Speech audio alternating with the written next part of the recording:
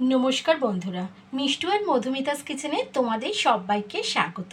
আজ আমি হাজির হয়েছি একটা মোগলাই ডিশ, কিন্তু সম্পূর্ণ নিরামিষ। যে কোনো নিরামিষ দিনে তোমরা বানিয়ে নিতে পারো, আবার কিন্তু শাহি ডিশ তাই তোমরা যে কোনো স্পেশাল দিনেও বানিয়ে নিতে পারো। এটা রুটি, লুচি বা যে কোনো ধরনের রাইস, ফ্রায়েড রাইস বা নান, যে কোনোর সাথেই এটা খুব ভালো চলে। এটা হচ্ছে পনির রেজালা।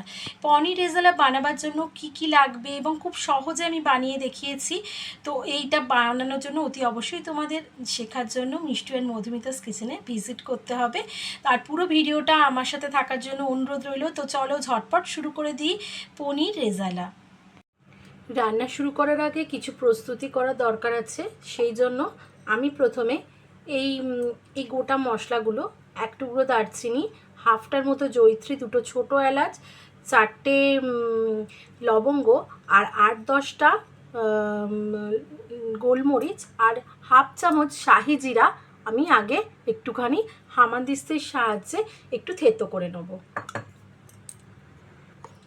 থেতো করে মানে ক্রাশড বা থেতো করে ঢাললে মানে যদি ফোড়নে আমি দিই জিনিসটা খুব ভালো ফ্লেভার আসে, আর সেটা গ্রেভিতে খুব ভালো টেক্সচার তৈরি হয় বা পনিরের সাথেও খুব ভালো মিশে গিয়ে খুব ভালো তৈরি হয়। তো সেই জন্য আমি একটু থেতো করে নেব।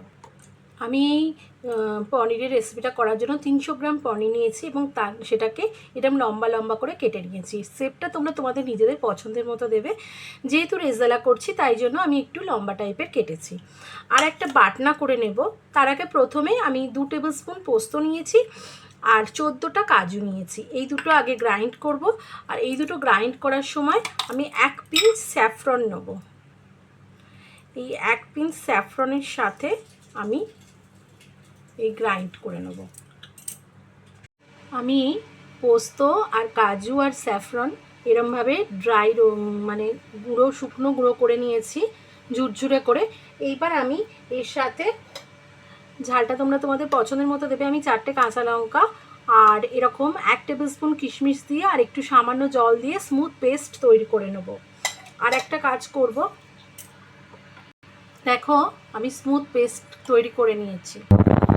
কড়াইতে সাদা তেল দিয়ে দিয়েছি। সাদা তেলেই রান্নাটা হবে, যেহেতু এটা শাহি রান্না বা মোগলাই রান্না। তো এটা আমি এবার পনিরগুলো আস্তে করে ছেড়ে দেব, কোনো রকম নুন দিচ্ছি না। মিডিয়াম টু লো ফ্লেমের দিকে করে নিয়ে হালকা হাতে হালকা একটা সোনালি রং ধরা পর্যন্ত রান্না করে নেব। দেখো বন্ধুরা, পনিরে হালকা সোনালি রং ধরে গেছে। এরকম সব দিকে রং ধরিয়ে নিয়ে ভেজে নেব। আমি জায়গাটা চেঞ্জ করেছি কারণ পনির স্টিলের জায়গায় আটকে যাচ্ছিল, তাতে ভেঙে যাবে, শেপটা নষ্ট হয়ে যাবে, তাই জন্য। এবার আমি একটা পাত্র নিয়েছি, তার মধ্যে গরম জল ঢেলে দিচ্ছি বেশ খানিকটা। এই গরম জলের মধ্যে নুন দিয়ে দিচ্ছি। এবার সোনালি করে ভেজে রাখা পনিরগুলো এর মধ্যে দিয়ে দেব। এবার এইভাবে ভিজিয়ে ঢাকা দিয়ে রেখে দেব। এতে নুনটা ভিতরে ঢুকে যাবে আর টেস্ট হবে, আর এই জলটা আমরা পরে ব্যবহার করব। এইবার কড়াইতে আমরা যে পনির ভাজার যে তেলটা ছিল সেটা এটাতে অ্যাড করে দিয়েছি, ওই একই জায়গা বসিয়ে দিয়েছি।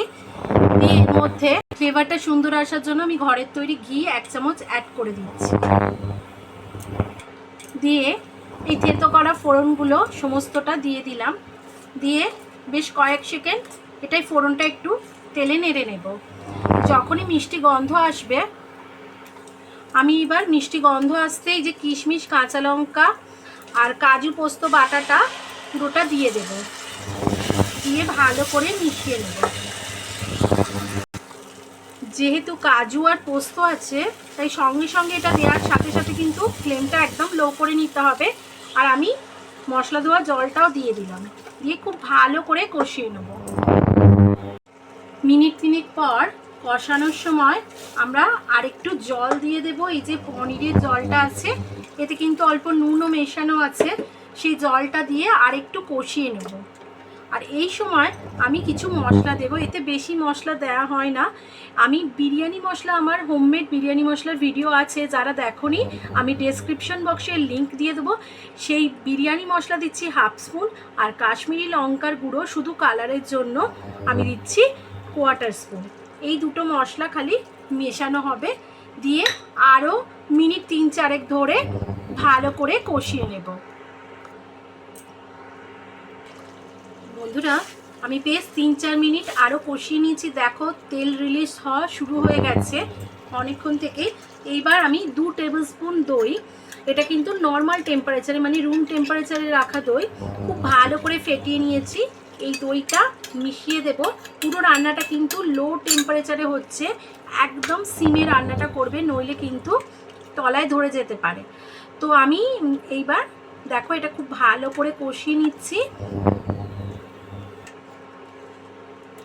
নিয়ে আরও গ্রেভি থেকে তেল রিলিজ হচ্ছে, যতক্ষণ না ততক্ষণ কষিয়ে নেব। দেখো বন্ধুরা তেল রিলিজ হয়ে গেছে এবং গ্রেভিটা ফুটে উঠেছে। এইবার আমি অল্প পরিমাণ মতো নুন দেব, যেহেতু নুন দেওয়া জলটা ইউজ করছি সেই জন্য। আর চিনি আমি এতে ব্যবহার করছি না, কারণ আমি অলরেডি কিশমিশ ব্যবহার করেছি। যে কিশমিশ ব্যবহার করবে না সে চিনি ব্যবহার করবে। বন্ধুরা নুন দেওয়ার পর আমি নুন দেওয়া জলটা যেটা ছিল সেটাও দিয়ে দিয়েছি। তো নুন দেওয়ার পর যে গ্রেভিটা ফুটে উঠেছে, এইবার আমি সমস্ত পনিরগুলো দিয়ে দেব, দিয়ে একটু ভালো মতো মিশিয়ে দেব, দিয়ে ফোটার অপেক্ষা করব। এইবার রান্না প্রায় শেষের দিকে, যেহেতু রেজালা এবং মোগলাই রান্না সেহেতু 1 চামচ আমি কেওড়া জল দিলাম আর 1 চামচ গোলাপ জল দিলাম, দিয়ে ফ্লেম অফ করে দিচ্ছি।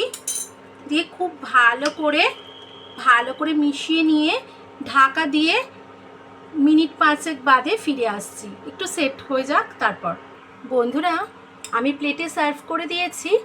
দেখো এই তৈরি হয়ে গেল আমাদের সম্পূর্ণ নিরামিষ পনির রেজালা, কিন্তু দুর্দান্ত স্বাদের। এটা তোমরা রুটি, লুচি, পরোটা বা যে কোনো ধরনের রাইস, ফ্রাইড রাইস বা পোলাও বা নান, লাচ্ছা পরোটা সবের সাথে এটা ভীষণ ভালো যায়। তো বন্ধুরা কেমন লাগলো এই রেসিপিটা? আমার সাথে পুরো ভিডিওটাতে থাকার জন্য অসংখ্য ধন্যবাদ।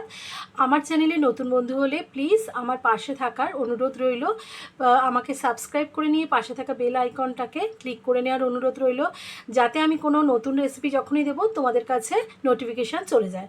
তো আবার হাজির হয়ে যাব নতুন কোনো রেসিপি নিয়ে। ততক্ষণের জন্য তোমরা খুব ভালো থেকো, সুস্থ থেকো, গরমে নিরাপদ থেকো। টাটা।